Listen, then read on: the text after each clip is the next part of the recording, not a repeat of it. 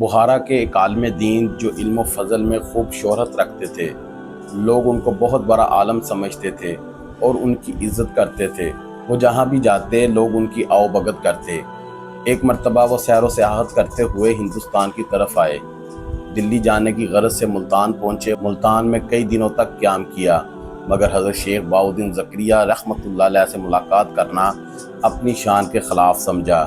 کافی عرصہ ملتان میں قیام کرنے کے بعد جب یہاں سے جانے لگے تو ساتھیوں نے کہا کہ یہاں ملتان میں حضرت شہاب الدین عمر سہروردی رحمۃ اللہ علیہ کے خلیفہ اکبر حضرت شیخ بہاؤالدین زکریہ رحمۃ اللہ علیہ قیام پذیر ہیں، ان سے کم از کم ایک مرتبہ تو مل لیں۔ ان کے ساتھ ملاقات یقیناً ہم سب کے لیے خیر و برکت کا باعث ہوگی۔ وہ عالم دین چونکہ اپنے آپ کو بہت بڑا عالم و فاضل تصور کرتے تھے اور اپنے مقابلے میں کسی کو بھی اہمیت نہ دیتے تھے، اس لیے تکبرانہ انداز اختیار کرتے ہوئے صاف انکار کر دیا۔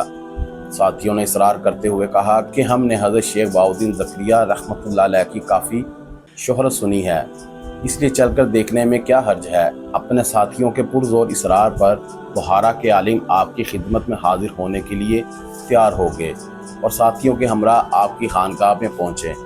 دیکھنے والوں نے دیکھا کہ عالم نے لمبے لمبے بال رکھے ہوئے تھے اور بالوں کی ایک لمبی سی لٹ ان کے شانوں پر جڑ رہی تھی۔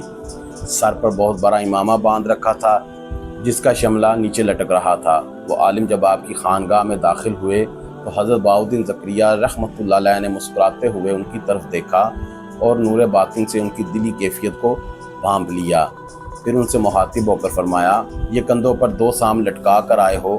آپ کا یہ فرمانا تھا کہ اس عالم نے دیکھا کہ اس کے کندھوں پر واقعی 2 اصلی سام لٹک رہے ہیں۔ وہ یہ دیکھ کر اس قدر دہشت زدہ ہوئے کہ ان کی ساری رعونت ختم ہو گئی۔ فوری طور پر آپ کے قدموں پر گر گئے اور معافی کے طلبگار ہوئے۔ حضرت بہاؤالدین زکریہ رحمۃ اللہ علیہ نے ان کو اٹھایا اور فرمایا، اتنی سی بات سے گھبرا گئے؟ یہ تو آپ کا غرور و تکبر تھا جو اللہ تعالیٰ نے آپ کو سانپ کی شکل میں دکھا دیا۔ اس غرور و تکبر کو ساتھ لے کر پھر رہے تھے۔ اس کی اصلی شکل دیکھ کر خوف زدہ ہو گئے۔ بخارا کے عالم نے شرمندگی کا اظہار کیا اور آپ کے ارادت مندوں کی صف میں شامل کیے جانے کی درخواست کی۔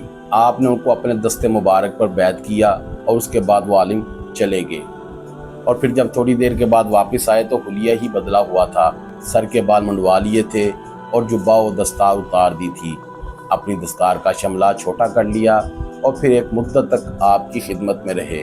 آپ نے ان سے مسکرا کر فرمایا کہ آپ تو دلی جا رہے تھے۔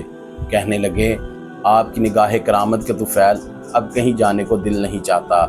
ایک عرصہ تک حضرت بہاؤالدین زکریہ رحمۃ اللہ علیہ کے زیر سایہ ایک حجرہ میں بند ہو کر عبادت و ریاضت میں مشغول رہے۔ جب کوئی ان سے کچھ پوچھتا تو کہتے کہ میں نے کسی مدرسہ سے علم حاصل نہیں کیا، میں نے جو کچھ بھی حاصل کیا ہے حضرت بہاؤالدین زکریہ رحمۃ اللہ علیہ کی نگاہ فیض سے حاصل کیا ہے۔